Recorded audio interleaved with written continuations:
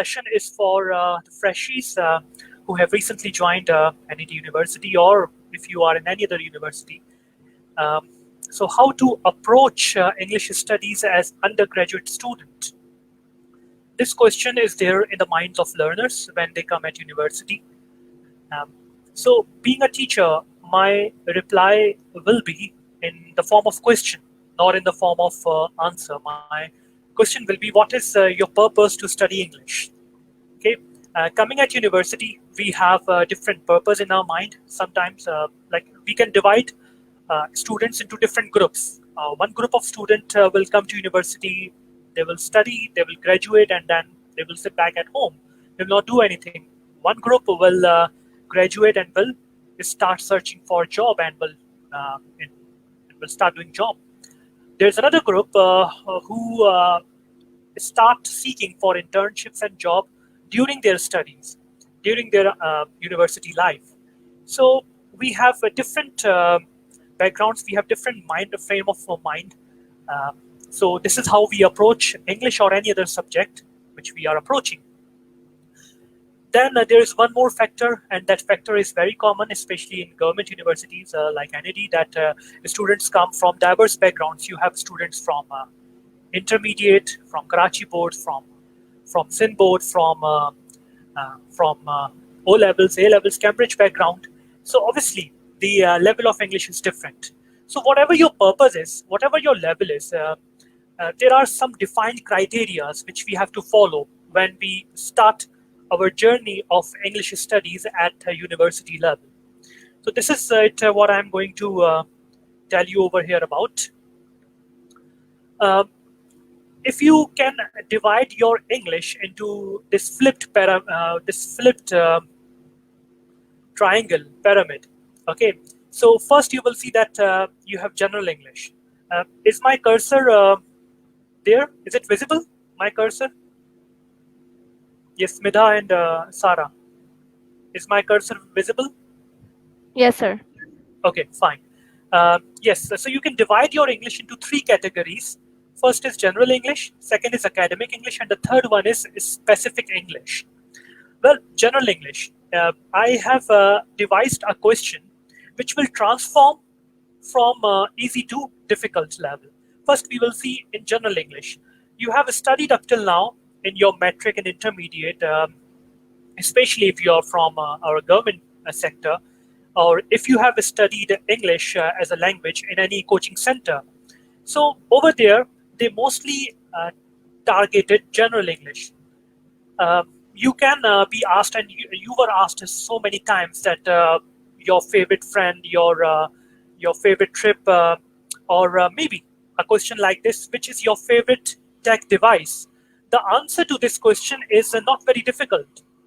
You can simply say, okay, my favorite device is a mobile phone, and I play games on my mobile phone. I watch videos, I do online courses, maybe I chat with my friends, I do everything. My life is in my cell phone, my smartphone.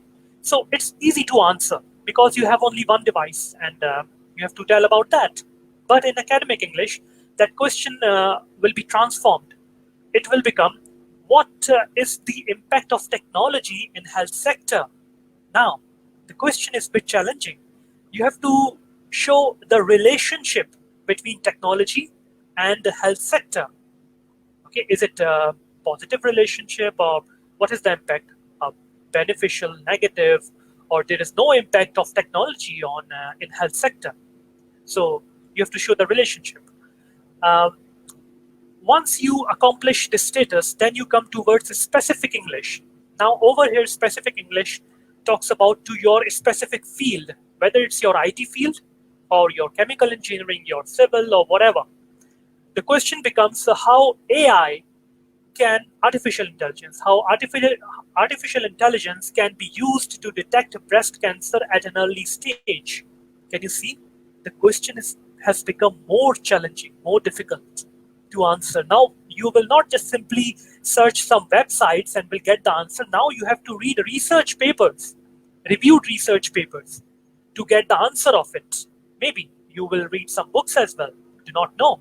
But now you have to read reports, research papers to get the answer of this question. Okay, my dear friends. So this is how your level of difficulty or your level of challenge or your level of English increases. You should also increase your level of English in this manner.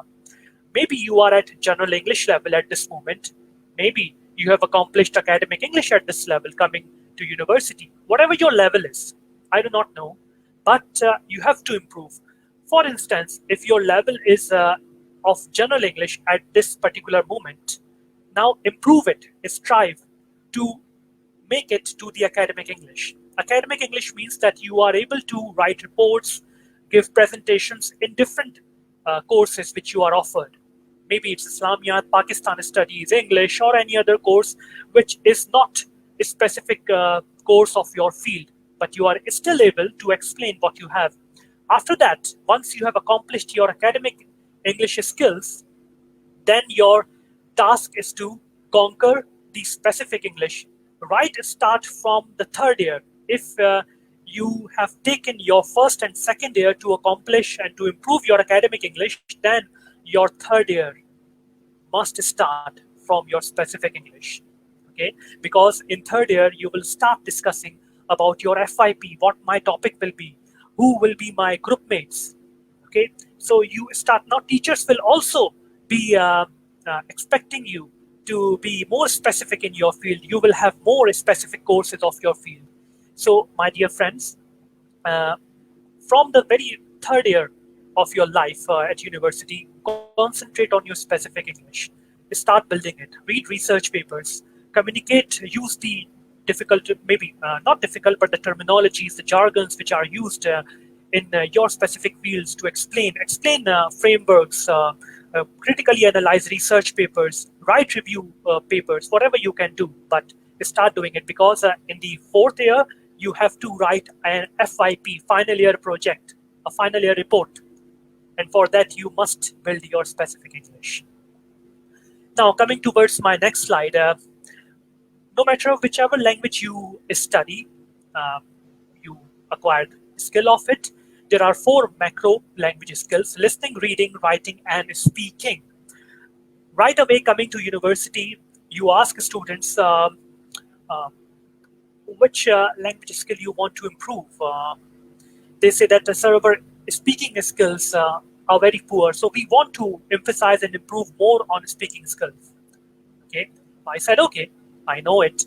I can understand your feelings, but my dear friends, do you listen English? Do you read in English? Uh, the answer most of the time is no, because we are not tested regularly. Till intermediate, our listening skills are never tested. If we talk about the intermediate board, our reading skills are tested, but to a limited scope. Okay, we are not asked to critically analyze the text, to go into the depth of the text, to infer the text. This is what we are missing. So once our receptive skills are not developed, how can we expect our productive skills to be developed? So first of all, we have to develop our receptive skills. The more we receive something, the more we produce it. Okay. So in the coming up slides, we will be looking towards, I will give you some tips for listening skills, then reading, then speaking, and then writing. Okay, so this is how we will go about. Come towards listening tips. Listen to podcasts and watch documentaries. Very important. You all have, most of you must have a smartphone, or if you don't have a smartphone, then you must have a computer. Whatever you have, start listening to podcasts. You can download Google Podcast, you have iOS, you can download Apple Podcast, BBC, The Economist. I mean, you have so many choices to select. Download them and start listening to podcasts which are of your interest. Okay, I will suggest you to listen the podcasts which are related to your field, so that you can start building your base. After listening to podcasts, you can also switch to YouTube videos. I will suggest you to watch TED Talk.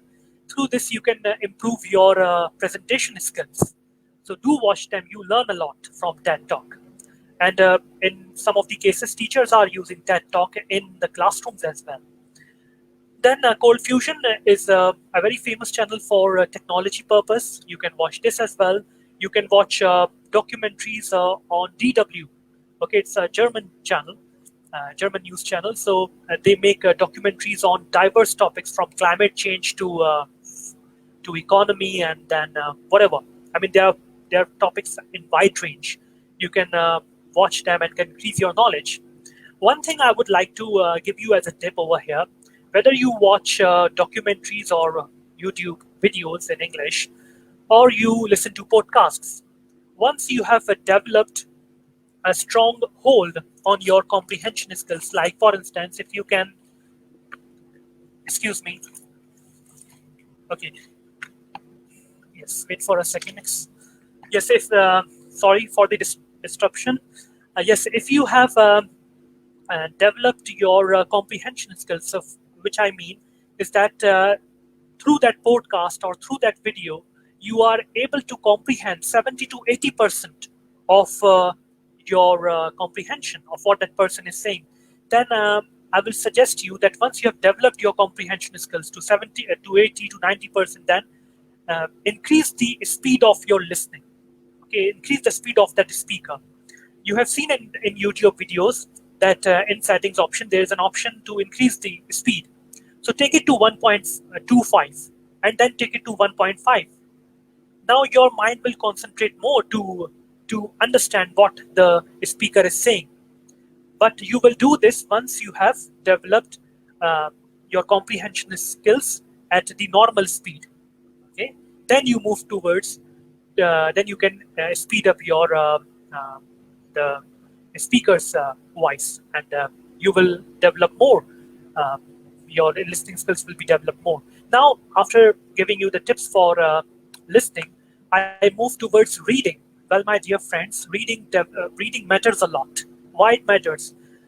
Uh, Develop culture of reading to expand mental horizon. Culture of reading. What does culture means over here? What do I mean by culture?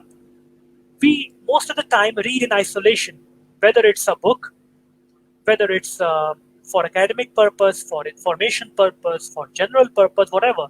We read in isolation. My dear friends, it's time to read in groups. It's time to share the reading, the knowledge with each and every one. What you are reading, share it, discuss it with your classmates, with your friends, with your family members.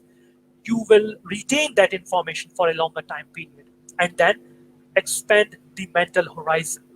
Once you start reading, your knowledge will increase. You will unlock the potential of your mind. So the more you read, the more your the more you will increase the power of your mind. If you really want to understand the importance of reading, I will suggest you to watch this documentary made by BBC, Why Reading Matters. Okay, so watch it. It's made by BBC, and you will really come to know through scientific manner that why reading matters. Now let's come to the uh, next slide, and this is for speaking skills. Record your voice to identify strengths and shortcomings. What does this mean? This means that when students come to me, they say that, sir, we want to improve our speaking skills, but how to improve? Our classmates, our friends make fun of us. Maybe though they are not willing to talk to us in English. We don't have anyone in our family who is willing to talk in English. Then what to do? My answer is to record your voice.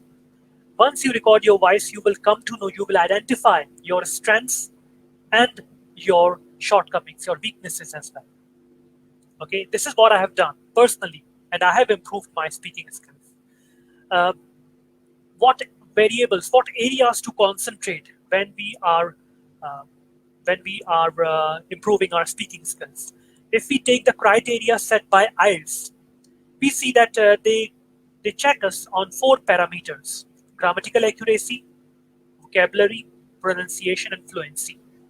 Grammatical accuracy, okay.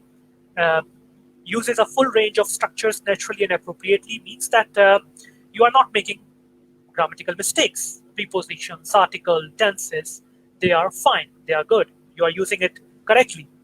Then a wide range of vocabulary resources, which means that you are not repeating words again and again. Okay, you are using a wide range of vocabulary. You maybe if that word is coming again, you are using synonym. Okay, so if you are having a wide range of vocabulary, you have a good impact on your listener. Then pronunciation uses a full range of pronunciation features with precision and subtlety. Sometimes students think pronunciation means that we have to make our pronunciation like of a native speaker, like of a Britisher, like of an American uh, accent. No, you don't have to do that. You have to stick to your native accent, whether you are Urdu speaking, Punjabi speaking, Sindhi speaking, or whatever. You have to stick to your pronunciation. Okay, you have your native pronunciation, and you must feel proud of that. But at the same time, you must evaluate. You must ask yourself that am I um, am I comprehensible? Okay, is my listener understanding what I'm trying to say? Am I crystal clear? My words, my sentences, my phrases. Is it crystal clear to my audience? Okay, so you work on your uh, on making it more clear, rather than copying the accent of an American speaking or of a British speaking. Then comes fluency and coherence. Speak fluently. I know that coming at the stage of fluency, you do not come on the very first day. You spend a lot of time uh, to make your speaking skills correct, use wide range of vocabulary and then pronunciation. Finally, the stage comes when you develop your fluency. You use cohesion, um, like for instance, if I'm telling about the procedure of something, so you will say me that firstly we will do this, secondly we will do that, finally we will do this. Okay, if I'm comparing two things, I can say similarly. Okay, or maybe I can use the word of uh, in contrast of it. So use cohesive devices. So this is how you improve your speaking skills. So I hope that these four parameters are clear, and you will try to work on these.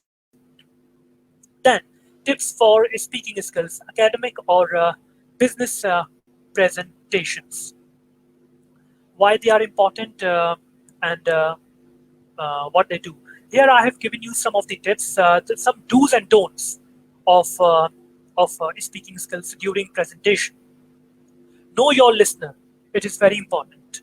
Uh, if you do not know your listeners, you will get nervousness. You will have fear.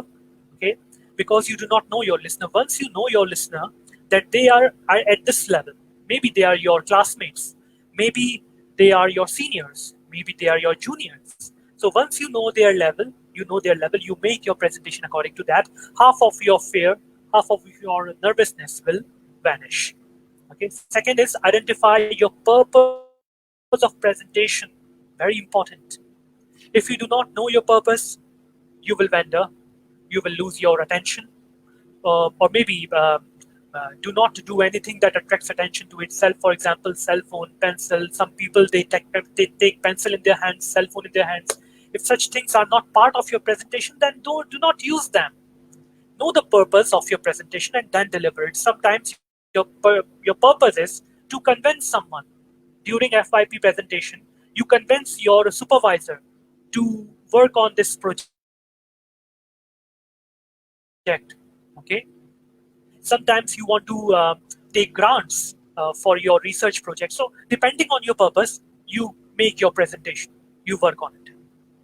Then organize your presentation.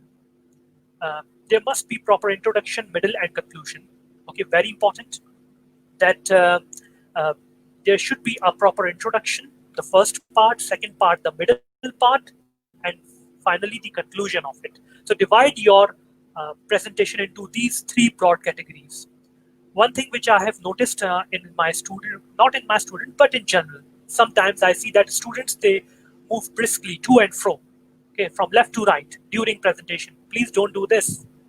Uh, Either stand still, or if you are moving, so you are moving a very slight kind of a move. No, not too much.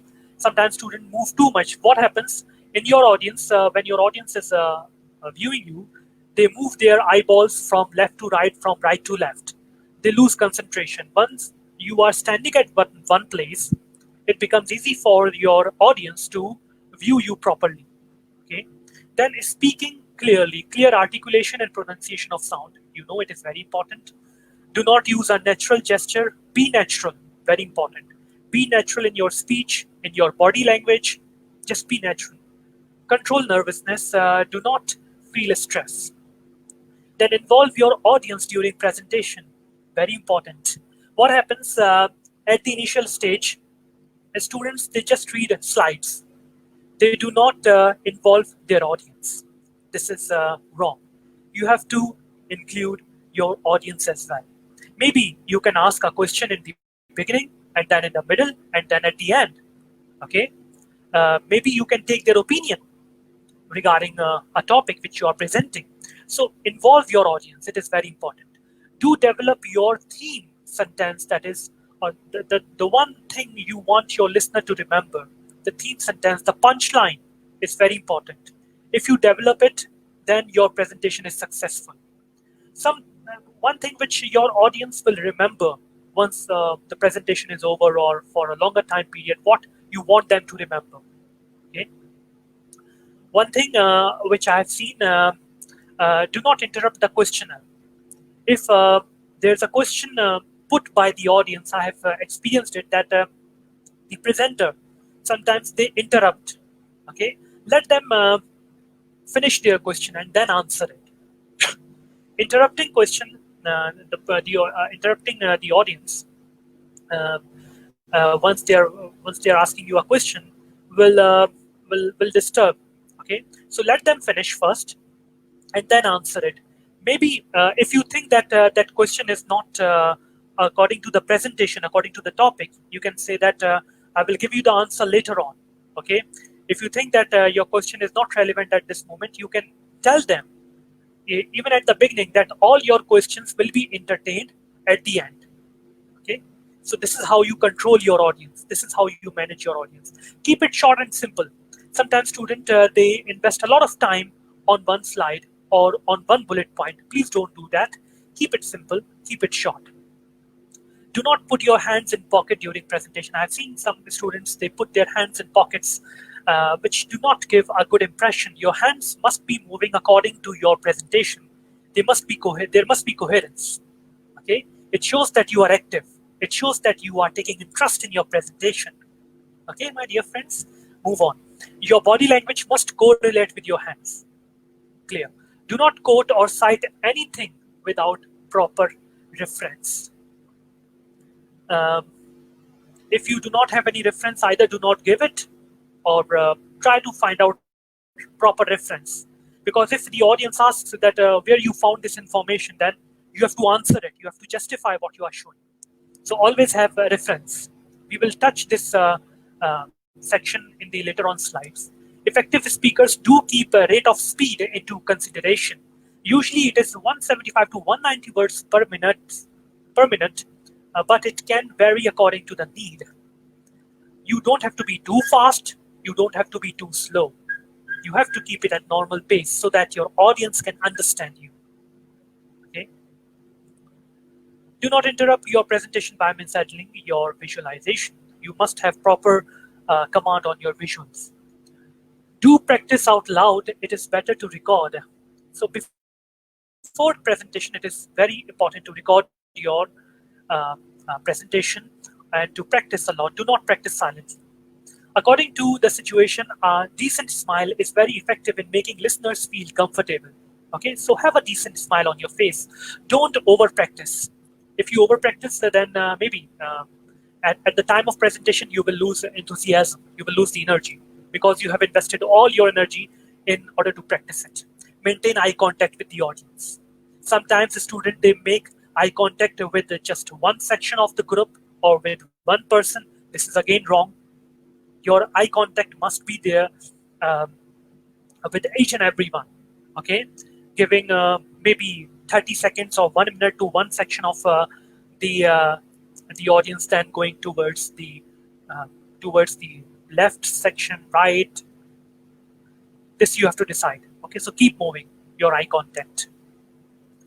Do introduce each visual before showing it. Do not use visuals as detailed notes.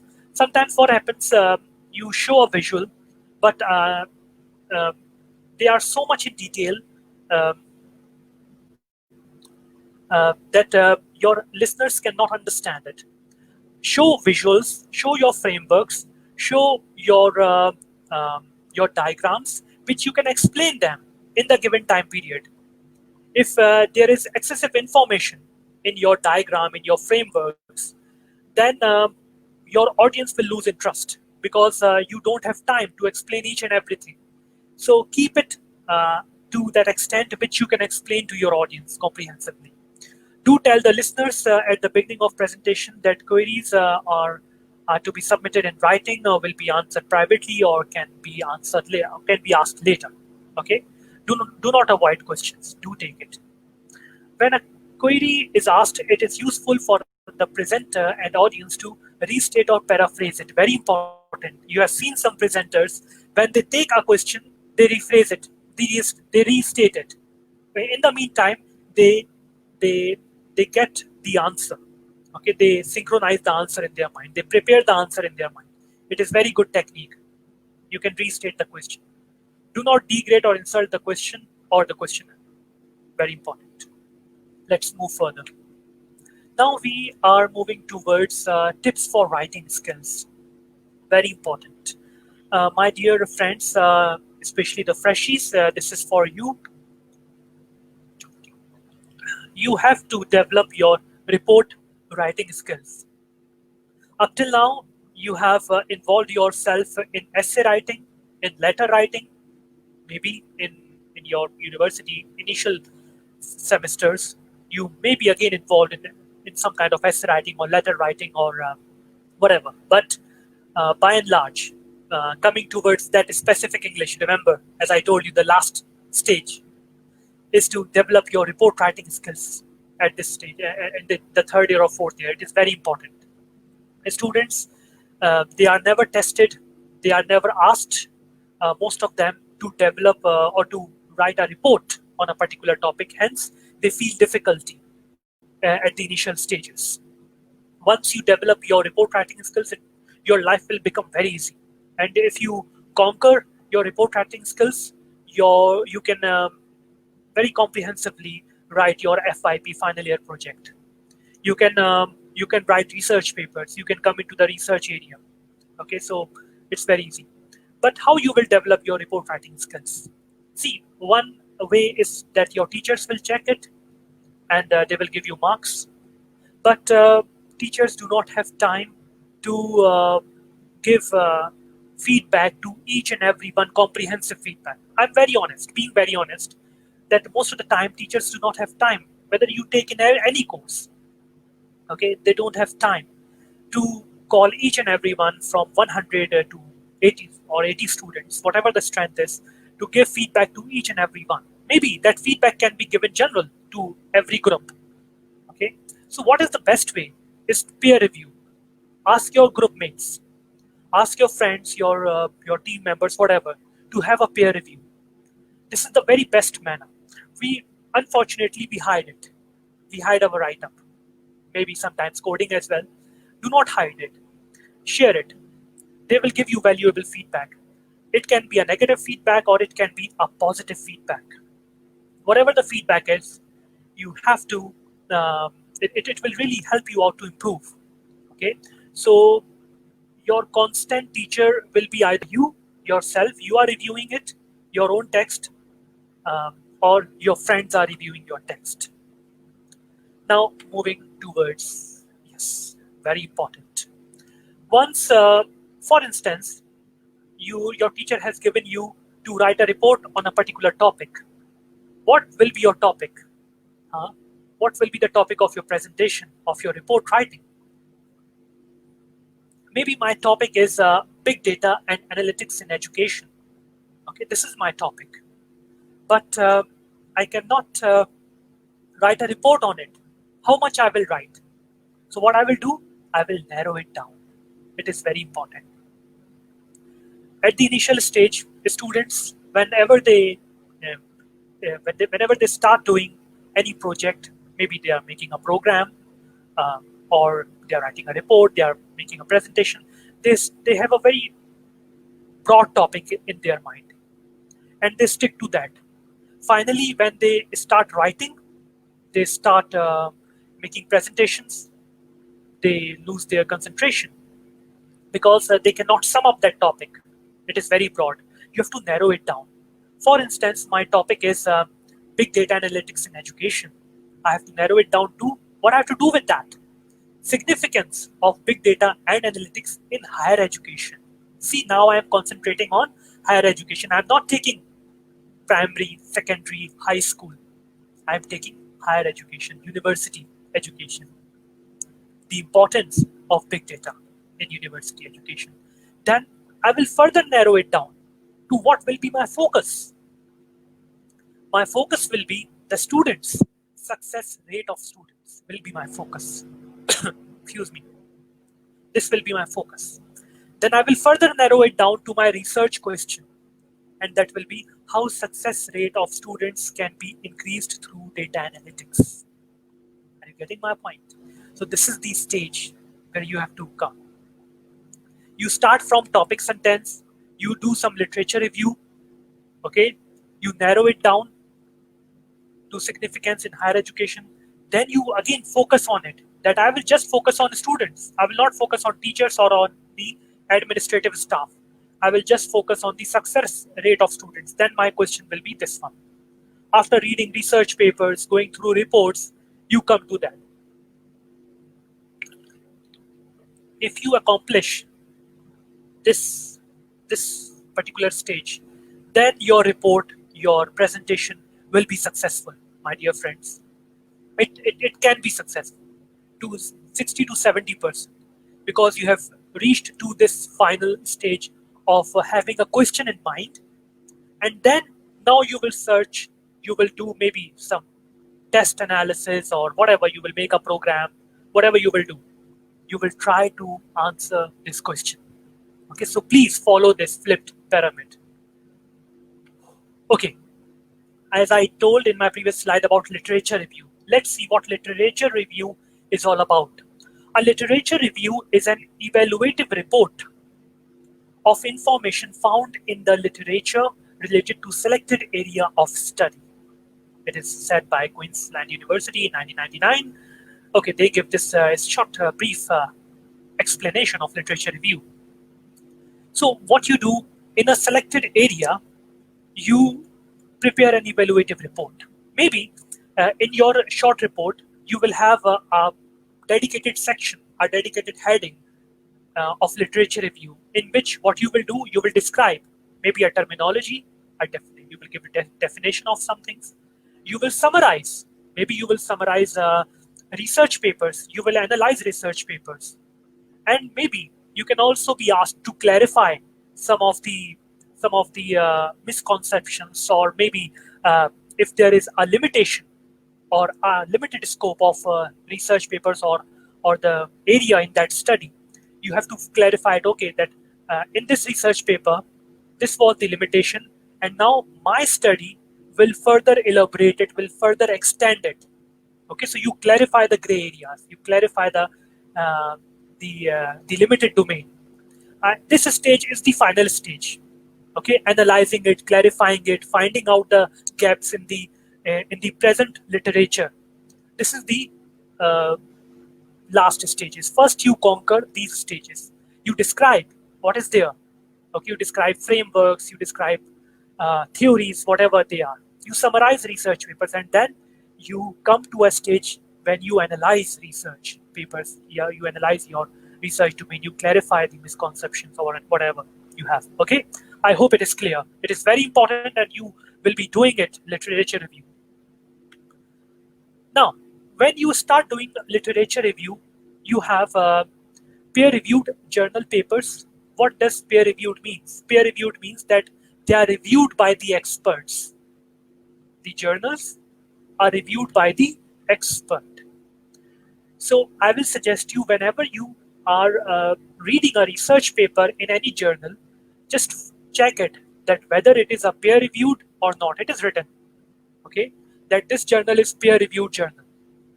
It means that, for instance, if I have written a research paper and I publish it in a journal, first of all, it will be reviewed by an expert in my field, and once they give a green signal, only then it will be published in that journal. Okay, so once there is a filtration process, your paper is gone through from the experts' reviews, then the credibility increases. Okay, the authenticity increases.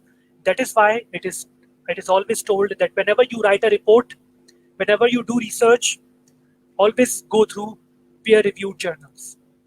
After that, uh, you get do reports. I know reports and thesis, they are lengthy, they are long. So mostly students, they read reports or thesis when they come in the 4th year. Okay, when they start writing their FYPs. At this stage, if you don't want to touch upon the reports, if you don't have time to read reports or thesis, then just stick to research papers. Start reading research papers. Okay. Then there is one more dimension. There is one more source of reading, and that is through books. Okay, you do literature review through books. Then comes the credible web articles or blogs. You read from there as well. And then comes the conference papers. Okay. Conference papers are not valued much because they are not peer reviewed.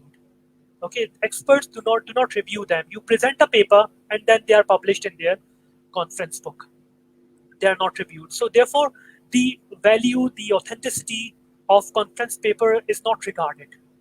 You will be asked mostly to read uh, papers, research papers from peer-reviewed journals. Okay, and then yes, if you want to get the answer of something as a programmer, then yes, blogs are also very valuable to you. You start following blogs of the experts which are there in your field. You read them, you get your answers, you increase your knowledge, whatever. Okay, so read blogs, read research papers in the later stage, read reports, and then you will develop your reports uh, successfully. Importance of LR means importance of literature review. What it does, it identifies a research problem. Okay, identification of a research problem and development or refinement of research question. You have a research question in mind, and then you refine it. Okay, so this is what research literature review does. Uh, what it does again, furthermore, what is known and not known about an area. Okay, when you write a report on in a particular area, you do literature review, and in it, there are some things which are known and there are some things which are not known. It tells you about that. It tells you about the gaps, the areas which can be filled, and you can be one of them to fill that gap. Okay, you can contribute. So you come to know about that as well. Discovery of unanswered questions about subjects, concepts, or problems. Finally, you can replicate a prior study. If any study is done in a particular context, you can replicate it with a different sample size in a different context with a different population. Okay, so this is what literature review does. Uh, Keep in mind that whenever you do literature review, take notes. Highlight is very good. Outline it, make an outline in spreadsheets, have a checklist, and summarize with additional notes. How can you make an outline? Well, my dear friends, here is a literature matrix in front of you. I follow it and it helps me a lot. What you have to do, go to your Excel sheet, okay? Write down in first column author, second can be of year, third can be of title, then journal, objectives, questions, maybe the abstract method which is followed in that study, whatever it's up to you. You can make these columns and start um, organizing your papers, summarizing your papers in this manner. What happens that whenever you come back, you just have to review this literature matrix and you will come to know. Then you can highlight some important questions which you think can be replicated, or maybe it's up to you how you codify, you highlight, you take it. So try to organize your literature in this literature matrix form. Okay, it will really help you out. Let's move further. Always have a checklist, as told in the previous slide. How you can have a checklist for literature review and evaluative criteria. Some dimensions are given. Is it relevant to your study? The source does not address the research interest of your study. Whether you read something on a website, on a blog, in a research paper, in a report, is it relevant to you? Excellent. The maximum point is 5. Yes, the frameworks, the study, the research questions, they are very relevant to my study. Okay. Then the author. Is the author name given or not? Is it unclear? Or the name of the organization is given or not given? Okay. You have to see. If it is given, excellent. The source is given. If it is given, the peer-reviewed journal, okay, then okay, fine. Methodology, is it properly defined or not? The date, very important. Is the date mentioned? Mostly teacher will ask you whenever they will give you a report to write in your fields, then they will ask you to review mostly the current research papers. Okay, so they can check that whether your dates are up to date or not. Current date of publication, they can have a review of it. Okay, sometimes you have to review past papers as well. Maybe if you are reviewing a theory and that theory was presented in 1980s or 1990s, obviously you will read papers 20 or 30 years back, but then your studies, majority of your studies will be the current one as well, which you are reviewing. So have this parameter, have these dimensions whenever you are reading, especially the research papers or maybe blogs or websites, whatever. Okay, have this criteria. Then, my dear friends, the very first, one more important question which comes in our mind whenever we start reviewing literature is that where to search. Most common is that we go for the Google. We search over there. We just write it down and then we get some links and start searching. This is one of the parameters. This is one of the most common ways. Everybody's doing it. Everybody's searching on internet. And how you will be differentiated? Okay, you are a university student. There is a Google Scholar, a separate domain made for scholars where you can write and you will find research papers, reports over there. So go to Google Scholar and start searching. Elsewhere, ProQuest, all these which you see over here are databases or publishing companies. Over there, you will find the journals of your relevant study, of your relevant research topics. You will find research papers of your relevant topics. So you directly go over there and start writing your keywords. Start writing your topics, maybe some phrases which are relevant to your studies. So when you start writing, you will get authentic studies. Okay, whenever teacher will ask you what students, they say, I read it on a website. I read it somewhere. They do not know a proper reference. They do not know who said it, when it was said, where it was said. Is it peer reviewed? Is it authentic? So to make your report authentic, to make your study authentic, you must go through all these steps. Okay, you must go to these publishing companies or on these databases. ProQuest, there's an open, so you can access it from your university or from your home as well. So the Scopus and these can be accessed from home as well. There's an open source.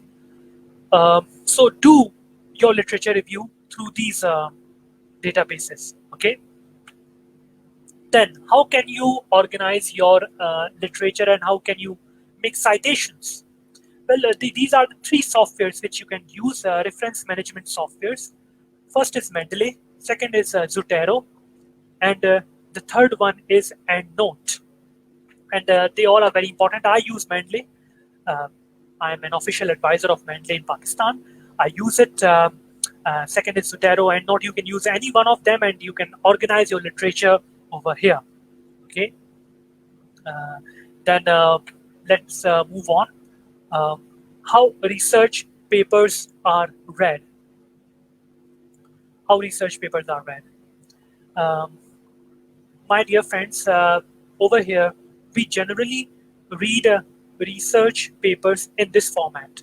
We start from the title, then we read abstract, the mirror, the summary of the entire research. Then we see the keywords, okay, the method. This is what I approach it whenever I'm reading research papers, whenever I'm doing literature review. I straight away go to the methods. Then I will see the results, figures, tables which are generated. I will see the discussion part, then conclusion. Finally, it comes to introduction. Read the introduction and literature review. Maybe right now it will sound a bit odd, or maybe you are unable to understand how to approach your research papers in this manner. But once you start reading it, you will come to know that why I have why mostly people read like this, and why I read like this. Title, abstract, keywords tell you that whether this study is relevant to you or not, whether you must read more about it or not. Okay, and then you approach it in this manner. But when it comes to writing, it is flipped. Okay, when you will write your report, you will not write your title first. You will not write your abstract first. You will not write your keywords first. First, you will put your data, frameworks, tables, figures, whatever it is generated. Okay, first you will put that. Then in your report, you will write down your method, which methodology you followed. Then after methodology, you write down result. What were the results from that methodology which you wrote? Okay, you found some results on the basis of that method. After the results, you will discuss those results. Then you write down the conclusion of your research. And then you come towards the introduction part, literature review. Okay, and once you have done all these steps, finally you write down your title, your abstract, and your keywords. This is the way of writing told by Newman. He's an expert researcher, and I really liked it. It was an eye-opening for me when I saw his presentation on this. So you also follow this pattern. If you will write down the title or the abstract or the introduction in the very first place, then when you will come towards your results, your discussion part, your conclusion part, you will see that maybe I have made some mistakes. Let's modify the title again. Let's modify the question again. Let's bring some modifications in introduction. Then now, at the end, when you will bring modifications in it, then things will become difficult, my dear friends. So try to follow this approach. Figures, then method, result, discussion, conclusion, introduction, literature review, and then finally your title, your abstract, your keywords. Okay, so this is how you will follow. Then different universities are following different parameters. Sorry, not parameters, but different online learning management systems. In NED, we follow Google Scholar. Sorry, I'm making a mistake. Not Google Scholar, but G Suite. Okay, so in G Suite, we use Google Docs. In Google Docs, teachers can generate originality reports, which if a teacher can give an option for students to first check it and then submit. Okay, what it will do and what it is all about. And while you are writing a research report or you have submitted a research report, two things will come for you. Okay, and the first one is the plagiarism. Okay, and the second one is the similarity index. What it is all about. Plagiarism means that you take ideas or words from a source without giving credit to the author. It is an academic crime. Similarity index is that you copy and paste from the other text. Okay, so when you copy from from the other text, whether from the website or from the other source. So it gives you a similarity. Both things are not acceptable. Okay, if you are copying the idea or the research work, the work of anyone, it will be plagiarized and it is an academic crime. Or if you copy and paste without giving the without giving acknowledgement to the author, then you will be detected, and maybe marks can be cut, or teacher can send you it again to review it. Okay, for the review. Originality report, it can show you that one flagged passage, that in one passage there is some plagiarism done. When the teacher will click on percentage, it will show that 5% plagiarism is done.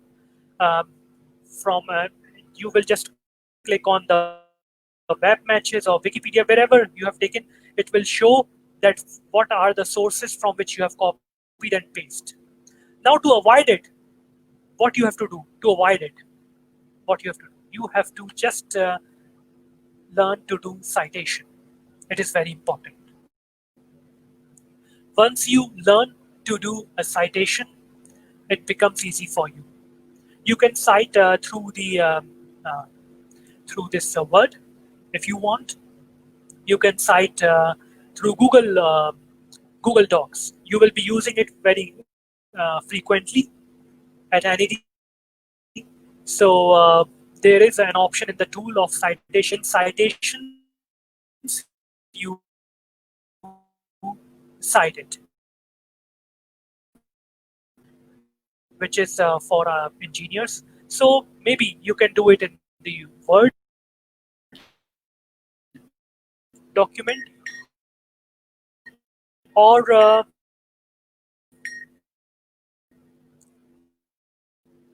you can what else you can do?